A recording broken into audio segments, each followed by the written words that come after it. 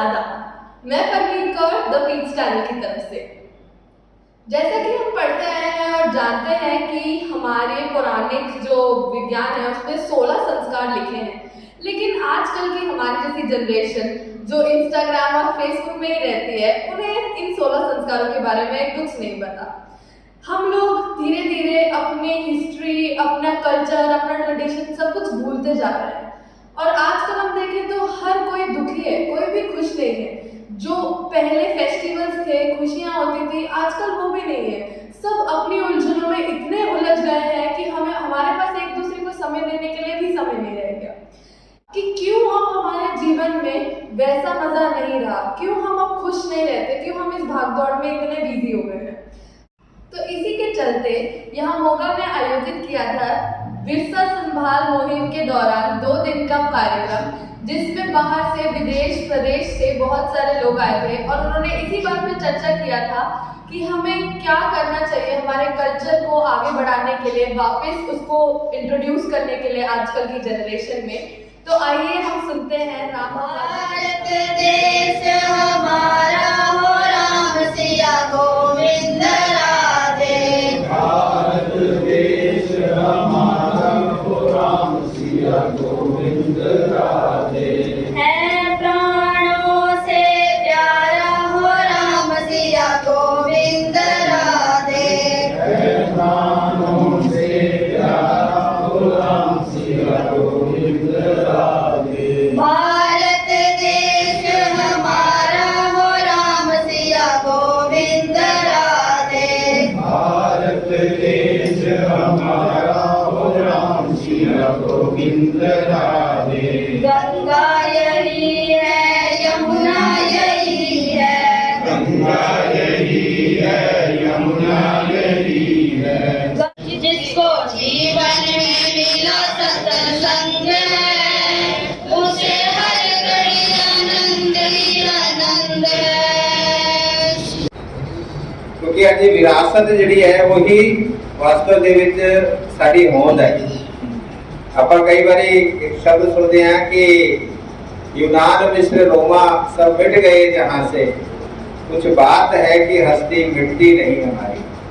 वो हस्ती की है तो हस्ती साडी विरासत है।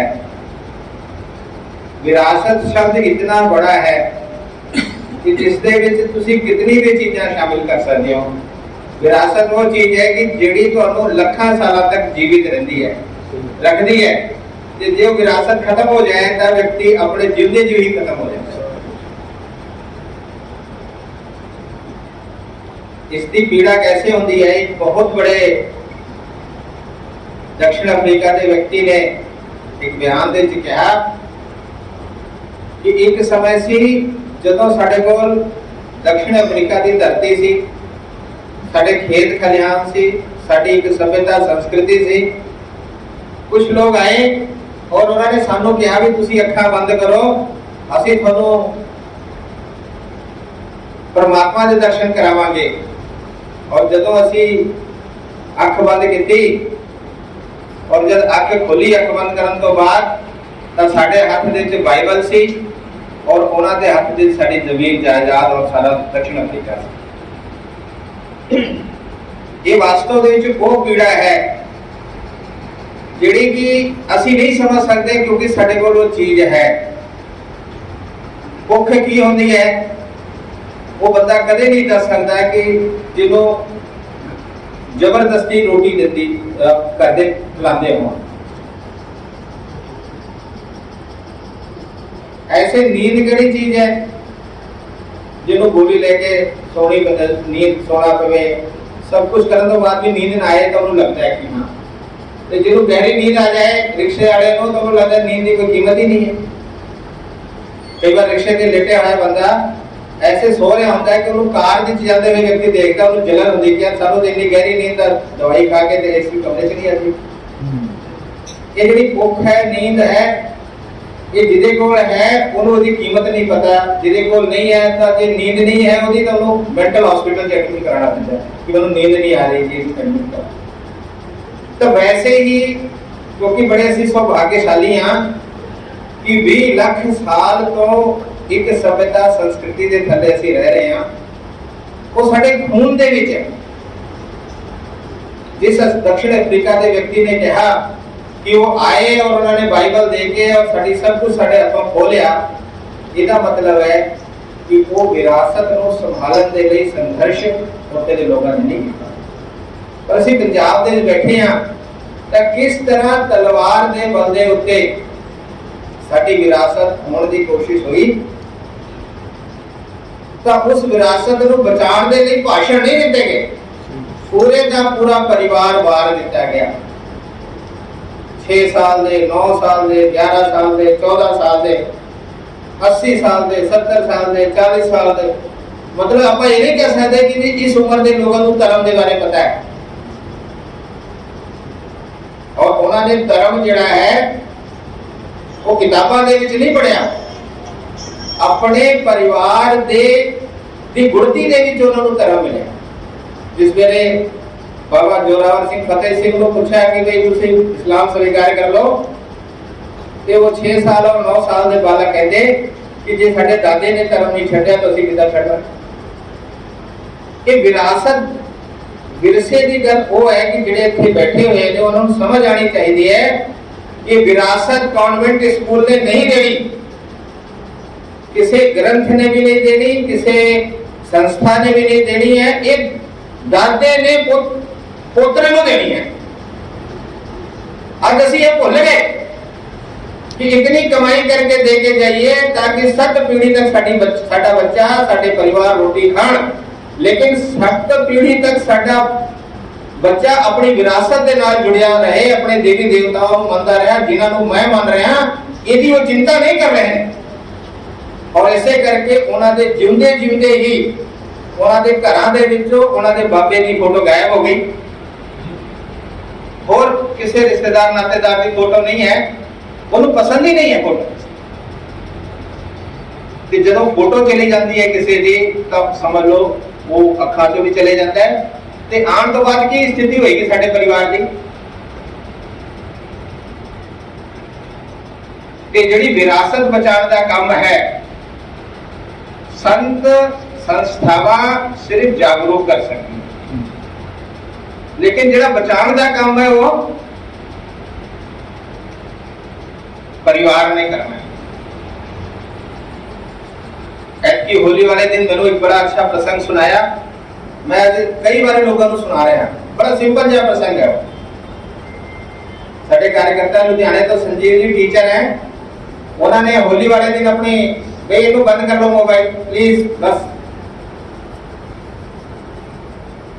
कि होली है ते भाई तू मेरे कपड़े कढ़ दे सवेरे पाण लई। वो सवेरे उठे थे, उन्हें कहा भी नहाना की है, तो होली खेलनी है। ते जब उन्हें देखा तो उसे चिट्टा कुर्ता पजामा रखा हुआ था, ते उन्हें कहा कि मैं ब्याह दे विच नहीं चलिया, मैं होली खेलने चलिया। तो कहते होली वाले कपड़े कटे ने, वो कहते कि खराब हो जाएंगे। वो कहते त्योहार है, त्योहार वाले दिन यही कपड़े पाने, रंग खेले है तो पता लगे ना होली खेली है। वो मैंने दसन लगे कि राम गोपाल जी मेरी पत्नी इतनी सेंसिटिव है त्योहार के प्रति।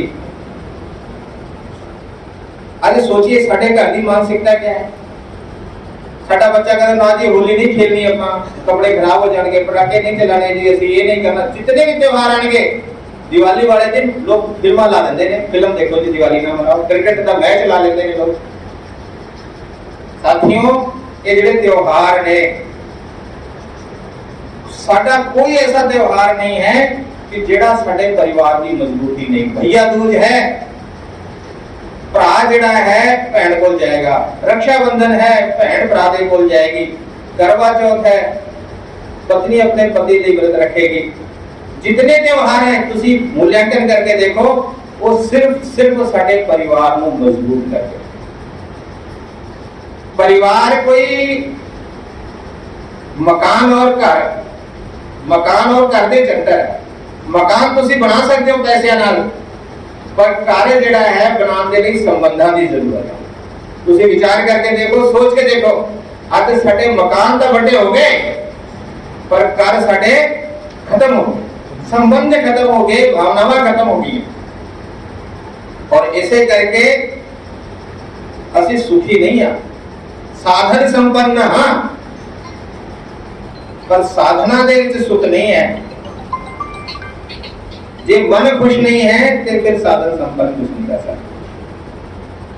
ते इस करके ये जिहड़ी विरासत है, हमला साडे परिवार दे उत्ते है, सानू लगदा है कि किसी संस्था दे उत्ते है।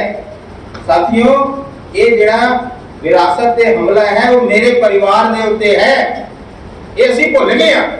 ਸਾਨੂੰ ਲੱਗਦਾ ਸਾਡੇ ਪੜੋਸੀ ਤੇ ਹੈ, ਸਾਡੇ ਡਰਾਈਵਰ ਤੇ ਹੈ, ਸਾਡੇ ਸਫਾਈ ਕਰਮਚਾਰੀ ਤੇ ਹੈ, ਗਰੀਬਾਂ ਦੇ ਉੱਤੇ ਹੈ, ਫਲਾਣਿਆਂ ਦੇ ਉੱਤੇ ਹੈ, ਪਰ ਐਸਾ ਨਹੀਂ ਹੈ। ਇਹ ਜਿਹੜਾ ਹਮਲਾ ਹੈ ਇਹ ਆਪਣੇ ਮੇਰੇ ਪਰਿਵਾਰ ਦੇ ਉੱਤੇ ਹੈ और ये जिहड़ा हमला इतना जबरदस्त है, इतना पावरफुल है कि अज असी मनो अपनी विरासत को भुल बैठे हैं। ਅਸੀਂ जन्मदिन मनाते हैं मोमबत्ती बुझा के।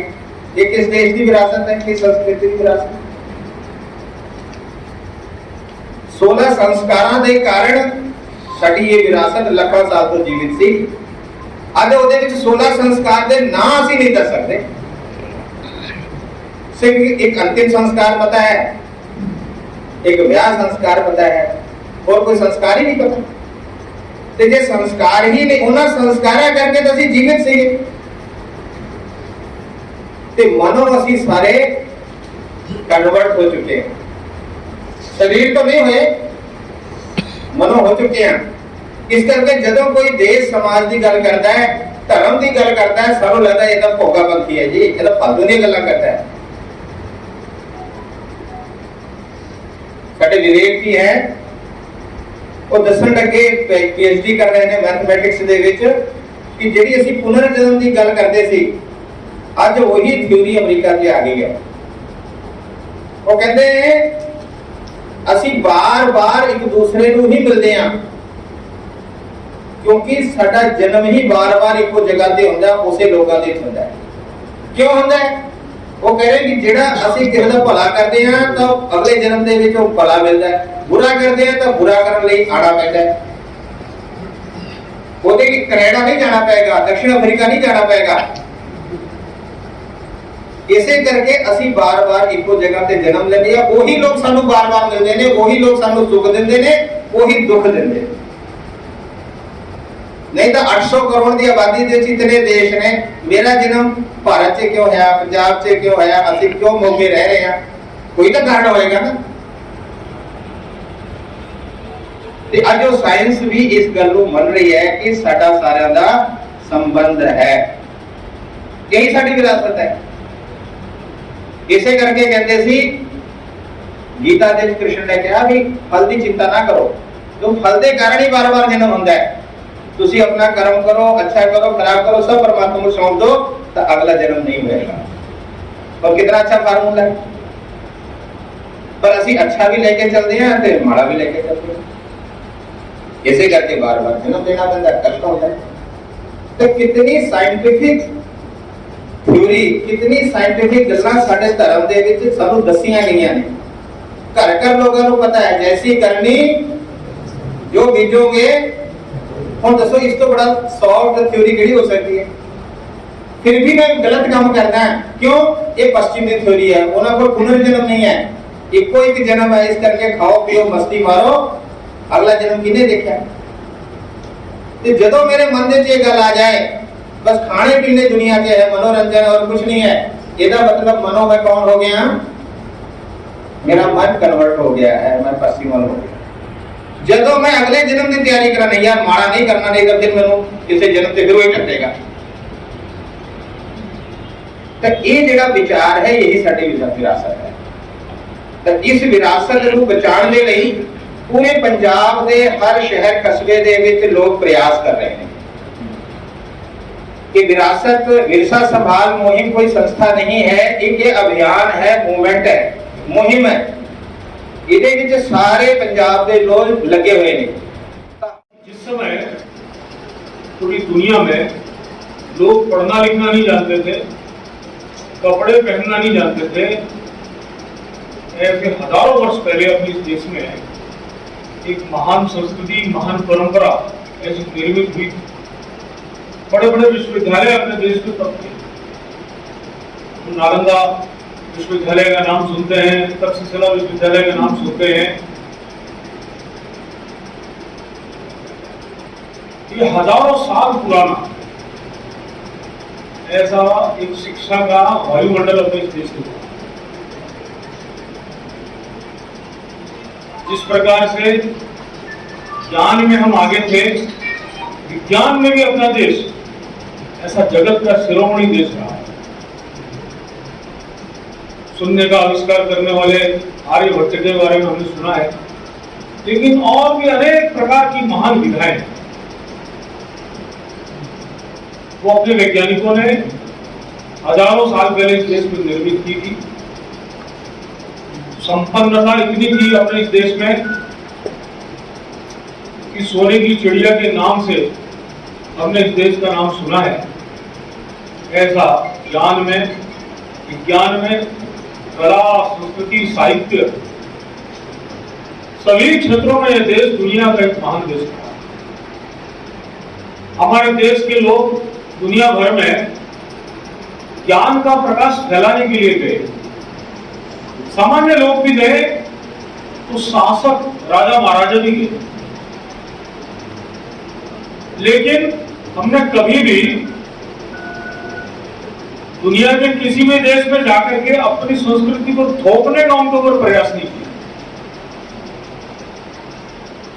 हमारे देश के मनीषी कहां पर गए।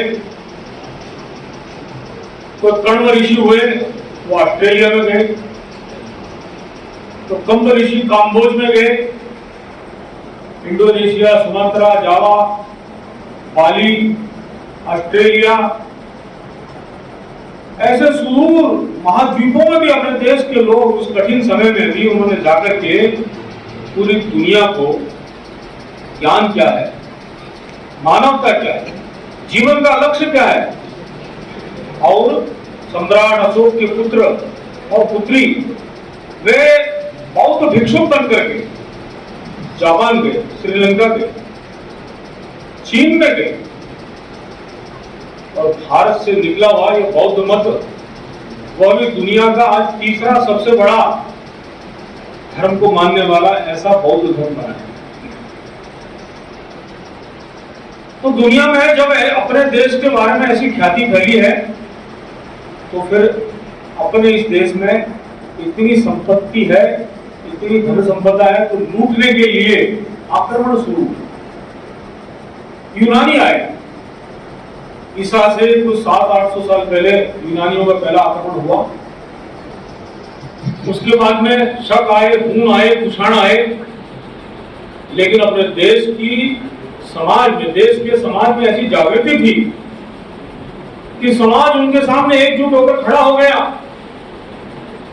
कभी चाणक्य के शिष्य चंद्रगुप्त के नेतृत्व में देश खड़ा हुआ,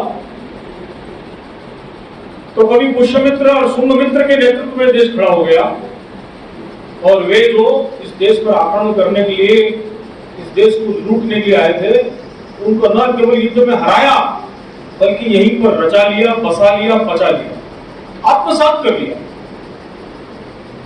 कौन शक है, कौन हूण है, कौन कुषाण है, यह आज पता करना बहुत मुश्किल है।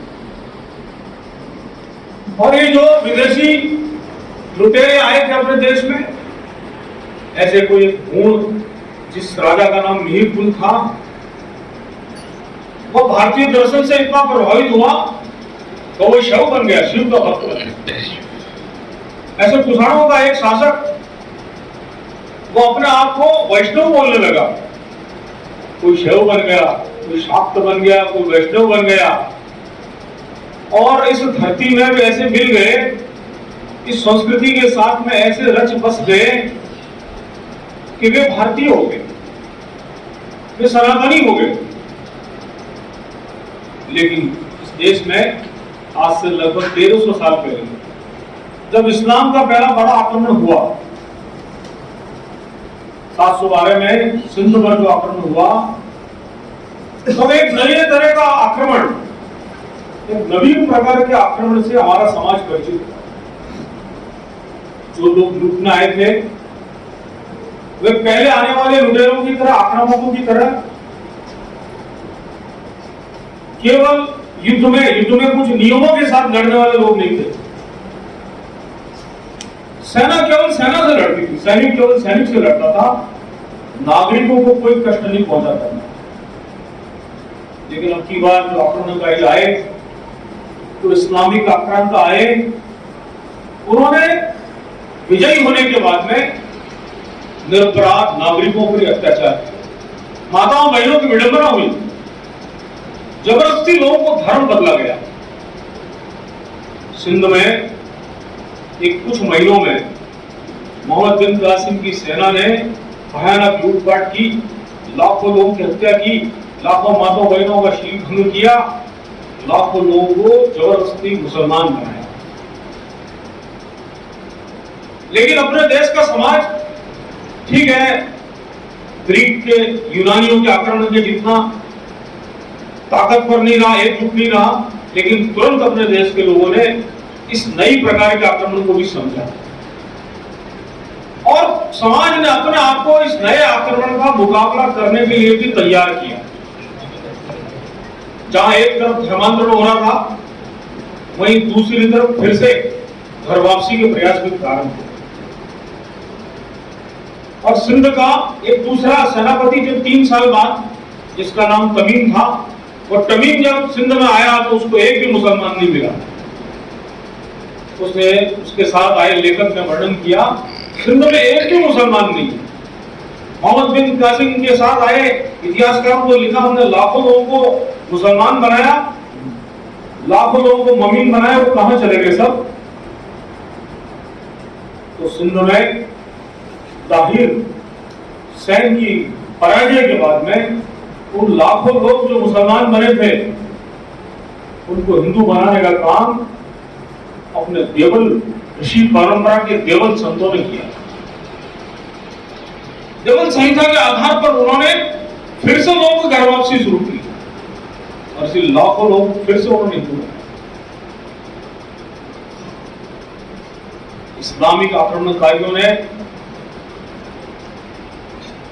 जो बहुत ही धर्मांध और क्रूर थे, लेकिन उनको भी इस देश ने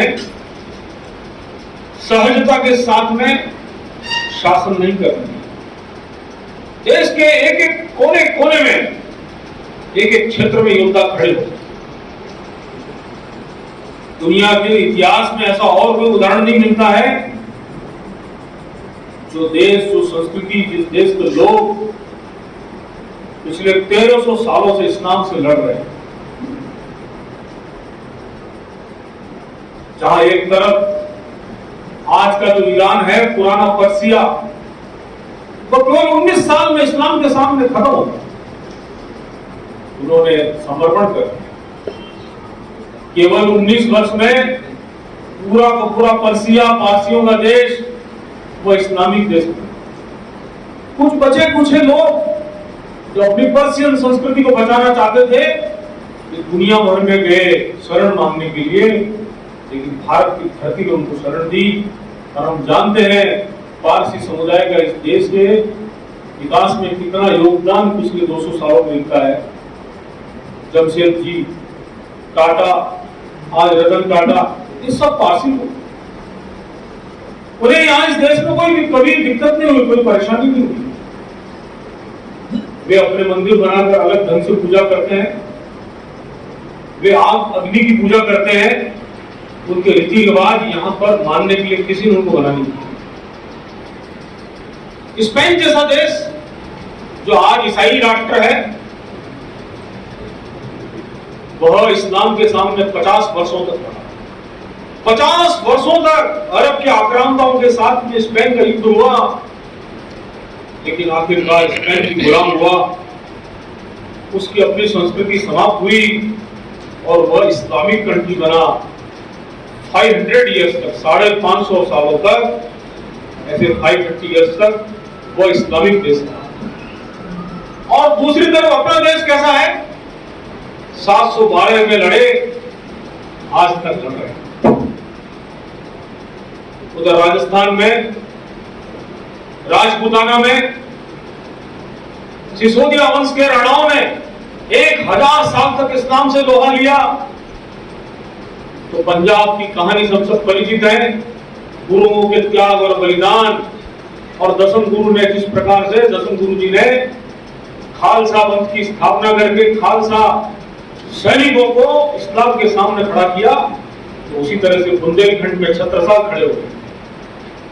तो दक्षिण में सह्याद्री के पर्वतमालाओं के बीच में छत्रपति शिवाजी महाराज ने आज से 349 साल पहले हिंदवी स्वराज्य की स्थापना।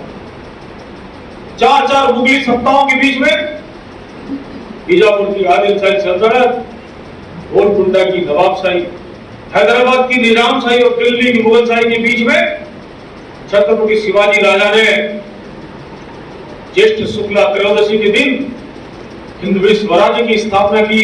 पूना की छोटी सी जागीर से अपना जीवन प्रारंभ करके अपने इस देश में अपना राज होना चाहिए। का पर्वत भी गल गया, जिसका जीवन सच्चाई में ढल गया, उसके पापों का पर्वत भी गल गया। रोम रोम बसे गोविंद है, उसे हर घड़ी आनंद ही आनंद है। रोम रोम बसे गोविंद है, उसे हर घड़ी आनंद ही आनंद है। जिसको जीवन में मिला सत्संग है, उसे हर घड़ी आनंद ही आनंद है। जिसको जीवन में मिला सत्संग है, उसे हर घड़ी आनंद ही आनंद है।